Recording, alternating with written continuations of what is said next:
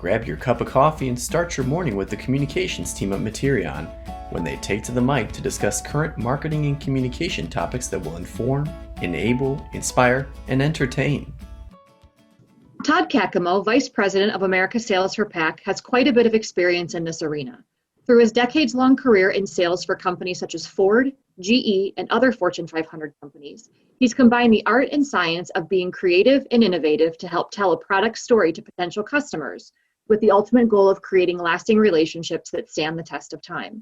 Today, Todd joins us to talk about how his experience as a sales leader and coach has helped him shape his communication skills, why the power of a good story is truly a game changer, and how we as Materion employees fit into the narrative when it comes to telling the company's story. Todd, welcome to the first ever Coffee with Comms podcast. Hi, Stacy. So let's get right into it. The first question up for you, and we've got quite a few because we're excited to pick your brain, but the first question for you is, as little kids, we were often told these captivating stories before bed that we talked about in the introduction that leaves us asking, hey, what happens next? How do we apply the same type of the storytelling to the stories we tell the marketplace in order to win and keep customers? Well, it's real similar to how it was when you were a kid, if you will. You know, you have to get excited about what is next, and you have to get your customer or your prospect not only excited about what is next, but what is possible. So when they're in the middle of that story, if you will, and they begin to not only see maybe what you're leading them directly to, they begin to see the myriad of possibilities, not only the big picture further down the road, but they may have a number of adjacent possibilities that they haven't even articulated to you yet. So by continuing to talk about things in terms of the customer, what is next is just a natural following of course. Yeah, so Todd, I've got the next question. Are you an advocate for storytelling in your line of work? And if so, why? Absolutely. Storytelling is a skill that is necessary in many lines of work, and especially sales. Now, as to why, is because every decision we make is personal. Whether you're buying something or you're trying to understand a concept or whatever the case may be, you've got to go ahead and put the subject in the middle of that story so that he or she can understand what is possible, how it's going to impact them. And when you make these things personal about yourself as well, you know, hopefully it's a personal story that resonates with your prospect, you know, that personal touch, that personal feeling certainly gives it a real air of authenticity, which is what you should strive to be anyway, to be authentic. But if you can relay a personal success or a personal story, that other person will begin to draw the parallels to their situation as well. So absolutely, storytelling helps you to bring together so much of the intangible and makes it tangible. Which I think is really important for a company like Materion that sells ingredients. Like, we don't sell a Ford car or a GE, light, right? We sell the things that go in things that go in things. And I got to imagine it's really incumbent on a salesperson to not only make that personal connection with the person that they're talking to, but also just to illustrate what makes Materion's difference so important in the products that we provide the marketplace. Michelle, you hit it right on the head, because we really are selling blue sky to some degree. In other words, we have to think big. We have to enable the customers to think big. They have to be able to see that what they wanted to create, and that in the past, it may not have been possible to create. We can enable them to create their perfect product, their perfect solution. So being a technology company, we are truly about what is possible. And that storytelling on a personal level, showing them what is possible and how they can go ahead and accomplish what they're trying to do on a personal basis, really is what we do on an everyday basis as a commercial team. And the customers really do appreciate it, because we're actually helping them think bigger than what maybe they originally thought. Do you spend a lot of time with your team working on quote unquote storytelling or helping them, craft their approach to either a new or an existing customer? I think it's a skill we need to spend more time on. We have a number of different sales methodologies, ASLN, which I'm sure the team is familiar with. Mm-hmm. And we begin to go ahead and talk about the customer needs. And we begin to talk about, what their applications are and what the value proposition is. But storytelling is an ingredient in the ASLN toolbox that everyone needs to concentrate on even further, including myself. And the way to concentrate it on is it's very unique to each case. How I may tell a story to another Todd Caccamo is different than how I would tell a story to, a different personality type, or to a more relational or a task-oriented person on the other side of the table. So storytelling is a very personalized and customized action, and therefore it needs to be practiced even more so. He's telling a story now. Yeah. It's probably about this big squirrel in the background, in the backyard. Or absolutely nothing. Here she comes. You want to see her? Yes. Yes. Come here, Skippy Dip. Come here, girl. Good girl. Come on.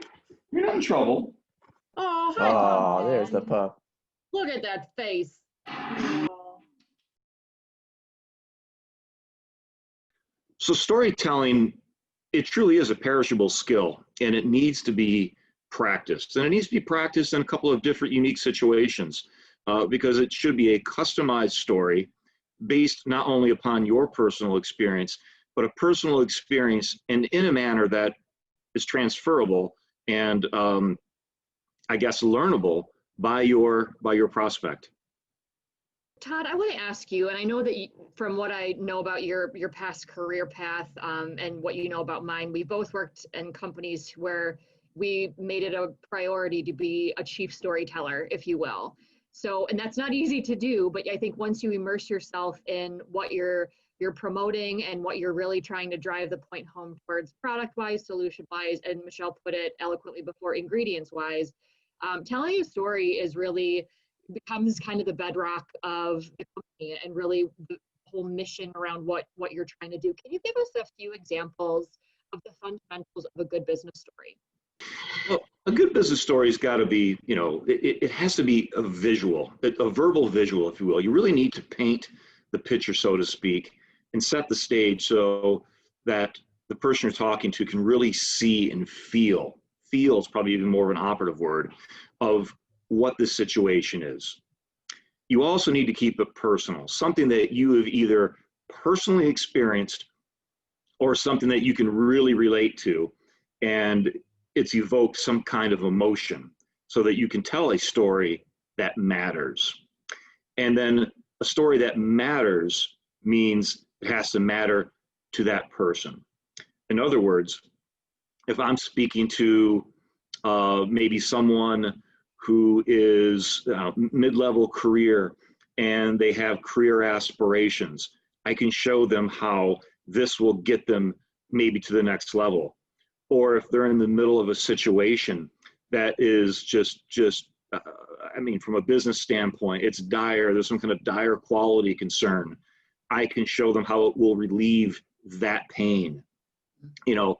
All these stories serve to illustrate, what you can do for them. And it's usually what you can do for them is either A, relieving pain, creating some kind of reward, or some other ancillary benefit. It's all about benefits. And one thing that's missing a lot in many stories is building up to a star moment, which means something they'll always remember. Otherwise, it's just a little tale. But if you tell them a story and there's a big punchline in there, maybe it is a huge win that illustrates what you've been talking about and how it overcame all these other challenges. Or maybe it's even a demonstration within your story, some kind of visual within your story, or a dramatization thereof. Whatever it is, something that they can go ahead and easily put in their brain that, here's this memorable moment, and then the rest of your story will fill in around it. And then what's really powerful about that is that allows that person then to retell your story in their own words. So very, very key things. And then of course, you always want to end with a positive takeaway. And the last thing, which goes without saying, is that this should always be authentic. And that's why sometimes, you know, storytelling gets a bit of a negative connotation. It's really got to be an authentic case study or a customer success study. You know, so that's one thing that I think we always need to remind ourselves. It's not telling the greatest or the tallest of tales. It's telling something that's authentic in a relatable and meaningful way to your audience. No, that's a really good point, Todd, and kind of blending in with the previous statements. What are some storytelling techniques that have helped you connect with clients and colleagues? This is a question that, gosh, it's really so hard to answer because it's authentic. It's so different. You know, I can think back to some examples that I've used where it was a suspension product for a Ford product line, and the story I basically got in there, it was showing the higher up, the manager, how this actually had helped other product line directors on the Lincoln product line. And basically the story was telling them how we overcame and why we overcame a bunch of different issues. And then essentially said, and now you know why so-and-so is now the director of that particular product line. You know, so the story in this particular case, which was effective, was showing, you know, in an authentic manner, how all these problems were overcame, what relief it gave to this individual, and what benefit it gave to this individual. And there was no question that this particular success was one of the rungs in the ladder that this person used to go up one level. So that was powerful, is showing a very personal success story. Other elements or techniques that some of these success narratives tend to have is really finding the way to not only just personalize it, but having them believe it or internalize it. And that usually happens when you're using storytelling as one of the tools in your toolbox, right?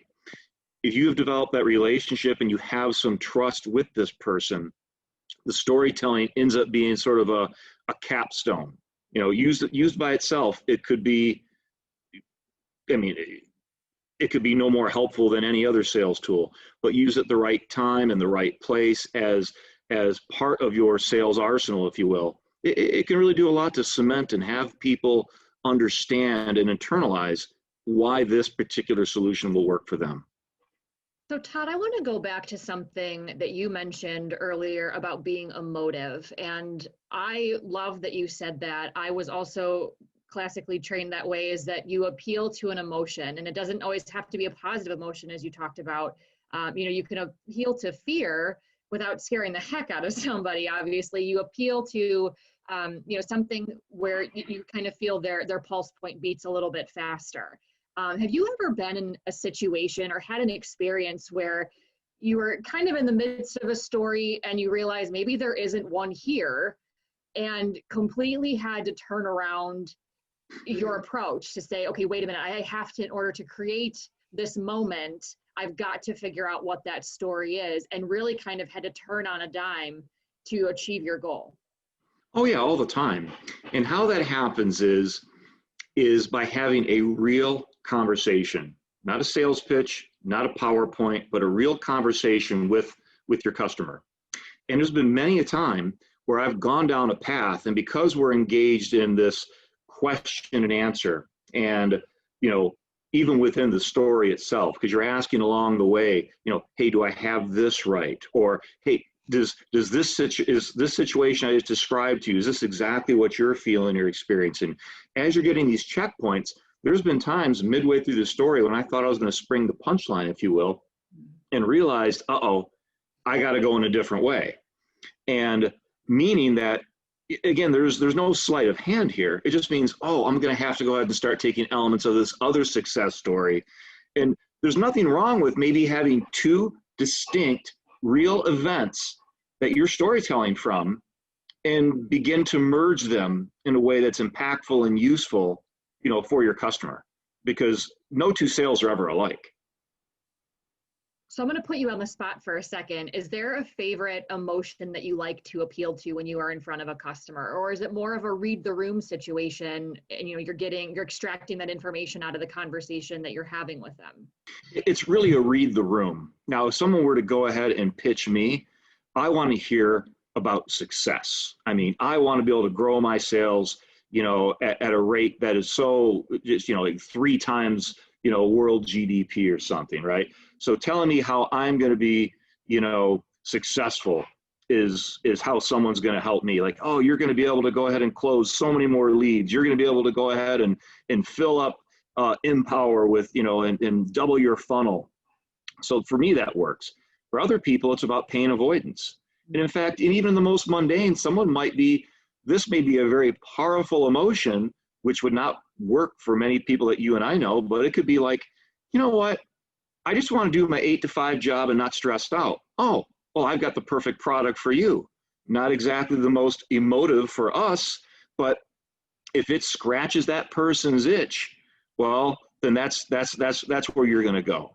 So it's very unique. And in fact, I were to guess that if all of us were to go ahead and do some storytelling, to each other, I think we'd find out that each of us has a different hot button, if you will. Sure. All right, so Todd, who has inspired your strong background in storytelling?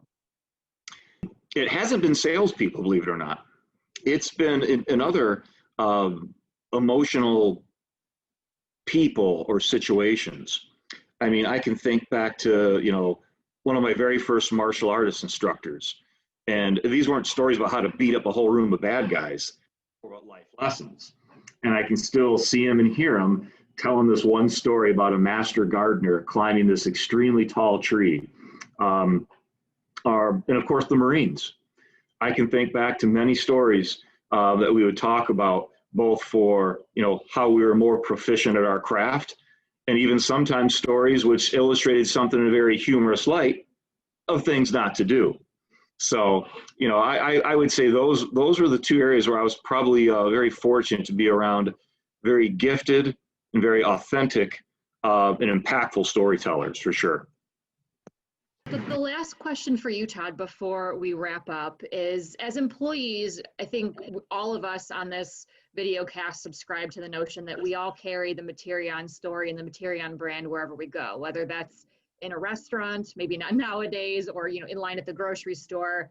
We really are kind of that walking brand. If someone were to say, what does Materion do?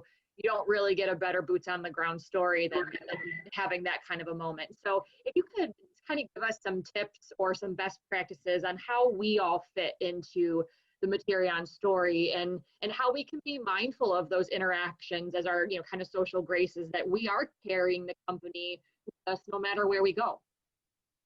And we think about, storytelling, we always think about it for external purposes. At least that's people's usually go-to thing. So of course, when we're talking to people outside of the company, of course, we want to, become innovation unplugged, if you will, whether it's from a Marcom perspective, a sales perspective, an engineering perspective, talking, to various financial entities, whatever, we want to be able to show them and illustrate to them why, we're passionate about what we do, why we're good at what we do, and why people should partner with us, right? But also internally, I guess I'll give a challenge and I'll give some tips at the same time, is we should also practice this skill internally.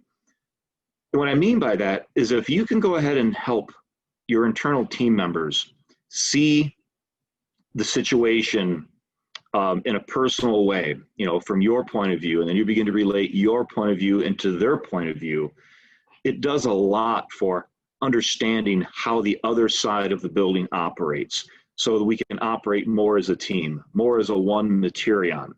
These stories definitely illustrate so much of the charts we put up, so much of the numbers we see, so much of the things you hear. But if we can begin to go out and relate how these things impact us personally and can help our fellow colleagues, that does a big deal as how we're moving towards One Materion. And also, quite honestly, if it can help motivate someone, if it can help take a little stress off their day, both from a professional and a personal standpoint, they know that, oh my goodness, there's someone else who feels the same way I do, and they've been successful in the way that I want to be in overcoming this task. That goes a long way into projecting the right attitude externally as well as internally.